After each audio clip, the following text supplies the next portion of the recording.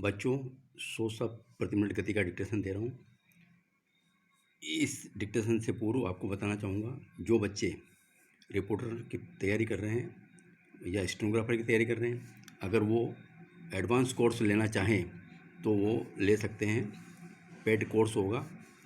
इसके साथ ही ये बताना चाहूँगा कि मेरी एक परिष्कृत हिंदी आशुलिपि की एडवांस पुस्तक भाग 7 भी प्रकाशित होकर आ गया है, जिसमें आधुनिक शब्दावली बहुत दी हुई है। आप चाहेंगे तो उसमें टीकाकरण, जो अभी लेटेस्ट आउटलाइन है, महामारी, वो भी उसमें समाहित है और 7,500 आउटलाइन है उसके अंदर, जो बहुत ही इंटरेस्टेड आउटलाइन है, जो बच्चों की स्पीड बढ़ाने में बहुत ही कारगर साबित होगी। धन्यवाद। Yes, start dictation. मुख्यमंत्री ने मंगलवार को राज्य विधानसभा में घोषणा की कि राज्य में पंचायतों के चुनाव आगामी 13 दिसंबर को करा दिए जाएंगे और त्रिस्तरीय पंचायती राज व्यवस्था नए अधिकारों और प्रक्रिया के साथ अगले वर्ष से अपना काम शुरू कर देगी। मुख्यमंत्री की यह घोषणा स्वागत योग्य है, क्योंकि इससे पिछले 1.5 वर्ष से चली आ रही अनिश्चितता की स्थिति समाप्त हो जाएगी।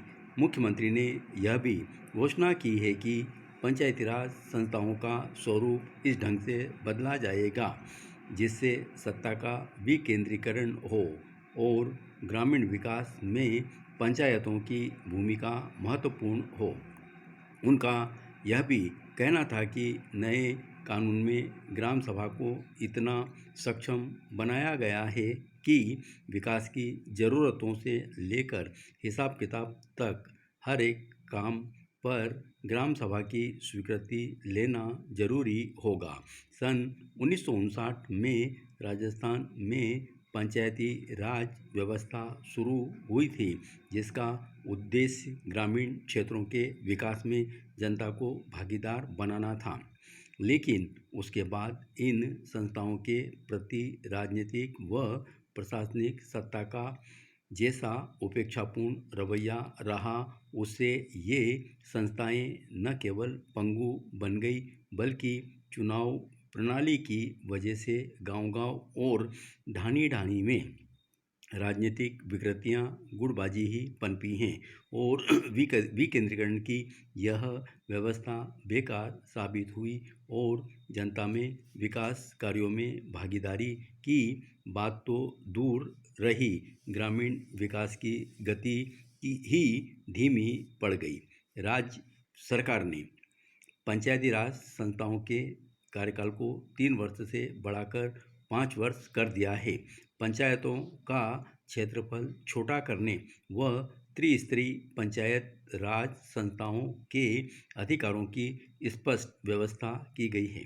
पंचायत राज संस्थाएं अब तक निष्क्रिय क्यों रही, इसका मूल कारण यह था कि शीर्ष राजनीतिक सत्ता ने कभी इन जन प्रतिनिधियों की कार्यकुशलता पर विश्वास ही नहीं किया। इन संस्थाओं के पास न कोई वित्तीय संसाधन थे और न अपने संसाधन बढ़ाने के उसके पास कोई अधिकार ही थे।